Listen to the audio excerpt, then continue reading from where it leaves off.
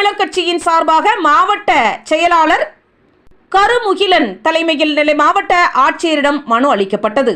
அதில் அவர்கள் தெரிவித்திருப்பதாவது, பட்டியலின மக்களுக்கு வழங்கப்பட்ட இலவச வீட்டுமனை பட்டா இடத்தில் உள்ள பொது பயன்பாட்டிற்கு வழங்கப்பட்ட இடத்தினை மாற்று சமூகத்தை சார்ந்தவர் ஆக்கிரமித்து தொடர்ந்து கொலை மிரட்டல் விடுத்துள்ளது.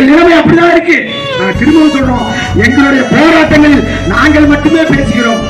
எங்களுடைய போராட்டங்களில் நாங்கள் மட்டுமே பேசுகிறோம், நாங்கள் மட்டுமே அழுகிறோம், நாங்கள் மட்டுமே ஒப்பாரி வைக்கிறோம். எங்களுக்காக பேசுவதற்கு இருக்கின்ற தமிழ் சாதிகள் வர வேண்டும் என்ற அந்த ஆவலோடு தான் அந்த ஆர்ப்பாட்டம் நடத்துறோம்.